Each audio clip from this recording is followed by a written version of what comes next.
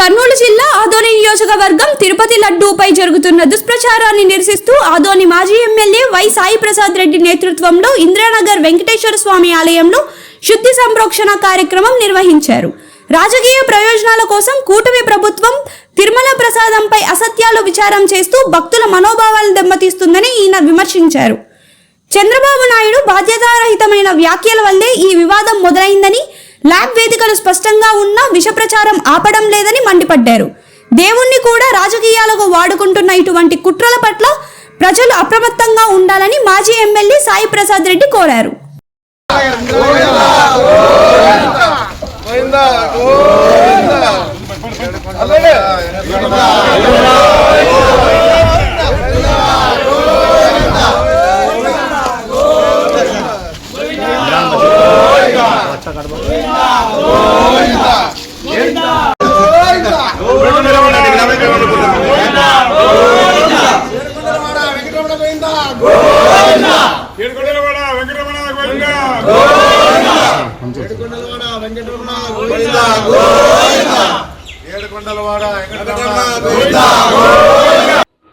ఈరోజు వెంకటేశ్వర స్వామి గుడికి వచ్చి తిరుమల ఇంద్రానగర్ లో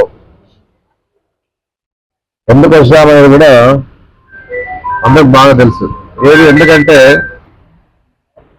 చంద్రబాబు నాయుడు చేసిన ఆరోపణలకి ఆయన మంచి బుద్ధి ప్రసాదించాలని చెప్పేసి, ఏ విధంగా కూడా ఇలాంటి సమస్యల్ని ఇక ముందు తీసుకురావాలని చెప్పేసి, దేవుడితో వెంకటేశ్వర స్వామితో చెలగాట మారద్దని చెప్పేసి కూడా చెప్పడానికే అందరూ కూడా కలిసినట్టుగా ఈరోజు గుడికి వచ్చి పూజలు చేయడం జరిగిన పరిస్థితి ఉంది. ఇంత దుర్మార్గంగా చంద్రబాబు నాయుడు మాట్లాడుతూ ఉన్నారంటే ఎంత నీచమైన ఆలోచనలు ఉన్నాయని చెప్పేసి కూడా ప్రజలు అర్థం చేసుకోవాలి. ఇప్పటికైనా ఆయన అన్నిసార్లు చూసాం, ప్రతిసారి వచ్చే ముందు అన్ని అబద్ధాలతోనే ఆయన పుట్టట్టున్నాడు. రాజశేఖర్ గారు చెప్తా ఉంది, ఆయన నిజాలు చెప్తే 10,000 ముక్కలు అవుతా అని చెప్పేసి చెప్పడం చేస్తా ఉంటాం. అందుకే ఈయన ఏం చేస్తా ఉన్నాడంటే జగన్మోహన్ రెడ్డి అడ్డం పెట్టుకున్నాడు.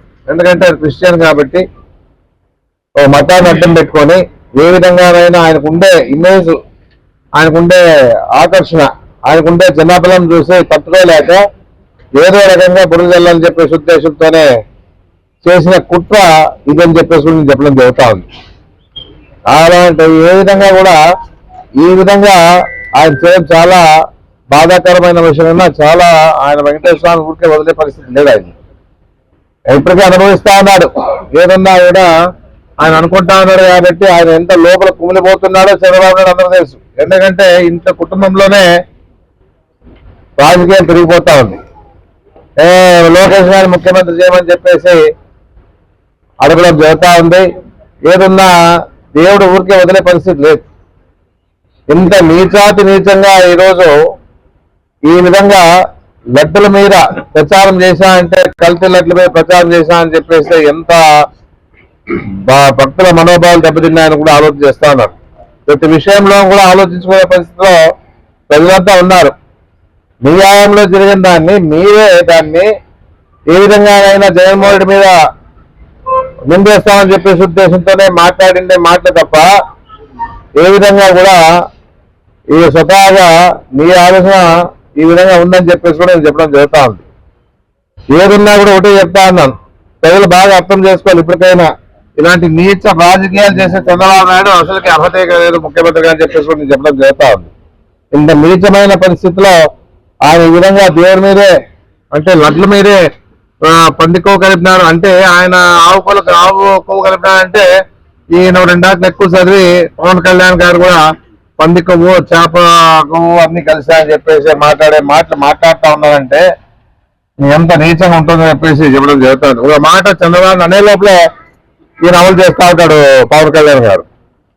ఇమ్మీడియట్ గా దాన్ని వెళ్ళి ఏడ్ చేస్తే నా పేరు ప్రతిష్ట అవుతా అని చెప్పేసి ఉద్దేశంతోనే ఇమ్మీడియట్ గా దాని మీద స్పందిస్తా అనమాట.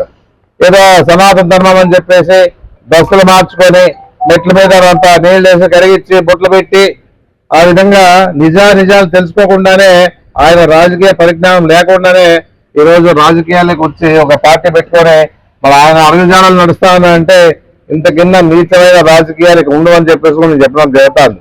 కులాలతో రాజకీయాలు చేస్తా ఉన్నారు అంతా కూడా.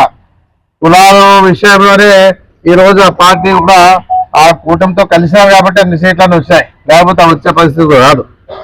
ఏదున్నా ఈ విధంగా ఈ రోజు నీచమైన లడ్ల విషయంలో ఇద్దరు కూడా స్పందించినారు కాబట్టి భగవంతుడు వీళ్ళిద్దరు కూడా వదిలే పరిస్థితి లేదని చెప్పేసి కూడా చెప్పడం జరుగుతా ఉంది.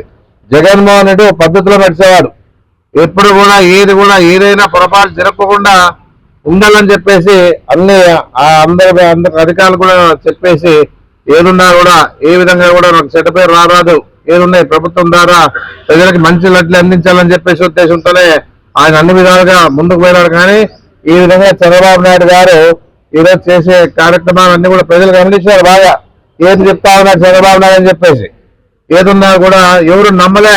ఎందుకంటే లోపల ఉన్నవాడు ఎవరైతే లడ్లు తయారు చేస్తారో వాళ్ళు తెలిసిపోతారు. అది ఏదున్నా ఇదేమీ ఆవుకు కలిపినారా, లేకపోతే పందికు కలిపినారా, లేకపోతే చేప నూనె కలిపినారా అని చెప్పేసి వాళ్ళు ఆలోచన చేస్తారు ల్యాబ్ లో. ఈ ల్యాబ్ లో కాదు, లోపల చేసే లడ్లు చేసి తయారు చేసే వాళ్ళే.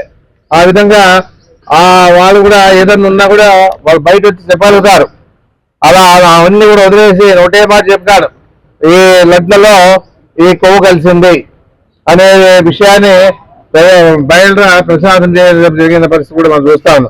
దీని మీద ఎంక్వైరీ చేస్తామని చెప్పేసి ఎంక్వైరీ కూడా చేశారు. ఎందుకంటే ఈయన చేసినారు చంద్రబాబు నాయుడు మన ఆయన దగ్గర ఉండే సిట్ ద్వారా ఎంక్వైరీ చేయాలని చెప్పేసి ప్రయత్నం చేశారు. కానీ సుప్రీంకోర్టు పోయారు, సుబ్బారెడ్డి గారు వాళ్ళతో కూడా పోయినప్పుడు జరిగింది. సుబ్బారెడ్డి గారు పోయిన తర్వాత సుప్రీంకోర్టు నుంచి ఒక ఆర్డర్ వచ్చింది, సిఐడి ద్వారా సిట్ ఏర్పాటు చేసి దాని ద్వారా ఎంక్వైరీ చేసి నిజాలు తేల్చాలని చెప్పేసి చెప్పడం జరిగిన పరిస్థితి ఉంది. ఆ నిజాల్లోనే ఈ రోజు బయటకు వచ్చారు. ఇది ఏమి కల్తీ లేదు, ఏమి లేదు, అన్ని సక్రమంగా ఉన్నాయి, ఏమి కొవ్వు కలిలేదని చెప్పేసి రిపోర్ట్ కూడా ఇచ్చారు. దాన్ని కూడా మనం ఒక పెద్ద సంస్థతో ఎంక్వైరీ చేయించారు, NDDB. వివిడి న్యూస్ టీవీని తక్షణమే సబ్స్క్రైబ్ చేసుకోండి. నోటిఫికేషన్ కోసం చేయండి. మరిన్ని అప్డేట్స్ కోసం ప్రతి ఒక్క కుటుంబానికి ఉచిత ప్రకటనలు వచ్చే విధంగా మీకోసం మీ ముందుకు వివిడి న్యూస్ టీవీని AP5 నందు 99వ ఛానల్ మరియు యూట్యూబ్ నందు వీక్షించెదరు.